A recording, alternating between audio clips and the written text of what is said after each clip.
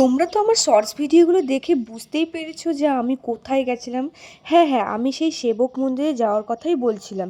তো আজকে আমি তোমাদেরকে পুরোটা শেয়ার করব যে আমি এই সেবক মন্দিরে কিভাবে গেলাম, আমার বাড়ি থেকে কত দূর। তো চলো এই ভিডিওর মাধ্যমে তোমাদের সাথে শেয়ার করা যাক। তো আর কি, সকালবেলা ঘুম থেকে উঠে স্নান টান সেরে মাকে প্রণাম করে আমরা চলে গেলাম কালিয়াগঞ্জ বাস স্ট্যান্ডে। আর এখানটায় দেখো আমি একদম বাসের সামনেই দাঁড়িয়ে আছি।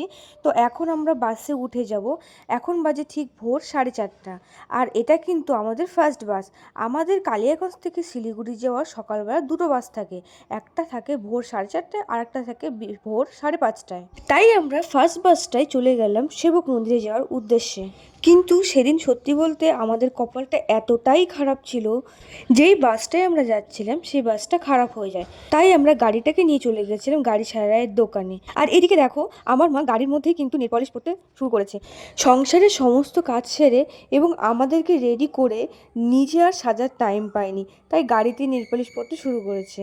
মারা বোধহয় এরকমই হয়। আর পাশেই দেখো আমার বোন বসে আছে। আর সত্যি বলতে সেদিন এতটাই গরম ছিল যেন মনে হচ্ছিল সূর্যমামা ঠিক তার বউয়ের সঙ্গে ঝগড়া করে আজকে উঠেছে। আর এই দিকে দেখো দুটো দুষ্টু বসে আছে, এরা হলো আমার ভাই। এরাও আমাদের সাথে যাচ্ছে। প্রায় 1.5 ঘন্টা পরে গাড়ি ঠিক হওয়ার পরে আমরা আবার রওনা হয়ে গেছি। আমাদের বাড়ি থেকে এই শিলিগুড়ি যাওয়ার রাস্তা মাত্র 4 ঘন্টা, কিন্তু আজকে কপালটা এতটাই খারাপ যে আমাদের এই রাস্তা দিয়ে আসতে আর 6 ঘন্টার মতো সময় লেগে গেল। তাই যেমন আমি একটু রাগও করছিলাম, একটু বিরক্তও হয়ে গেছিলাম। তবে এই পাহাড়গুলোকে দেখে কিন্তু আমাদের এই বিরক্ত ভাবটা কাটলো। তো ফাইনালি আমরা পৌঁছে গেছি এই সেবক মন্দিরে। আর এই যে পেছনে দেখতেই পাচ্ছ, এটা হচ্ছে সেই সেবক মন্দির। দেখো আমার বোনকে এসেই কিন্তু ফটোশ্যুট করতে শুরুও করে দিয়েছে। এখন আমরা চলে যাচ্ছি সেবক মন্দিরে। তবে আমার কিন্তু এই মন্দিরে প্রথমবার নয়। সত্যি বলতে এই মন্দিরে আমি বহুবার এসেছি। তবে কেন জানি না এই মন্দিরে যতবারই আসি না কেন ততবারই মনে হয় কিছু নতুনত্ব। আর এই যে আমরা এখন এগিয়ে চলে এসেছি মন্দিরের দিকে। আর এদিকে দেখো পুরো রাস্তা পুরো জ্যাম হয়ে গেছে।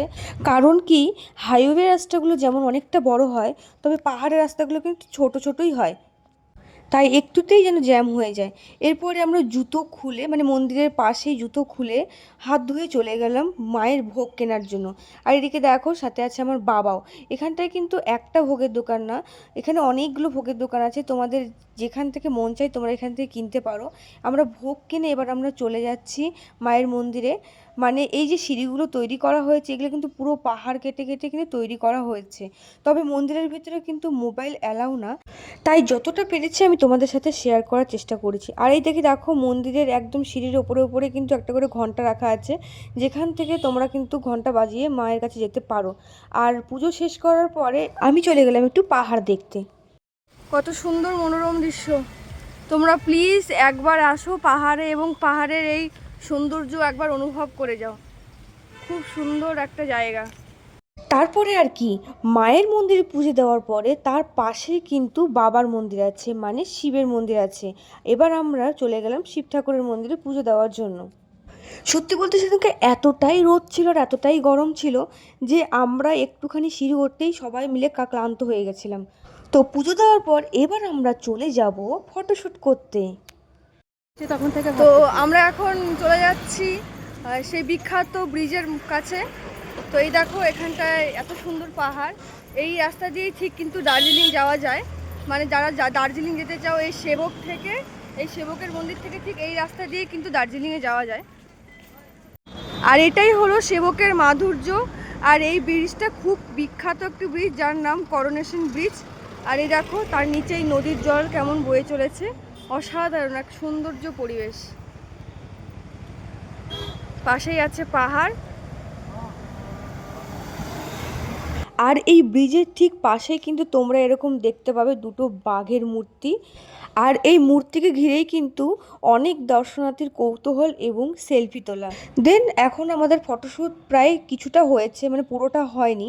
ফটোশ্যুট করার পর এবার আমরা চলে যাচ্ছি একটু খাবার খেতে। খাবার খেতে গিয়ে আমাদের চোখে পড়লো এই বাঁদরটার দিকে।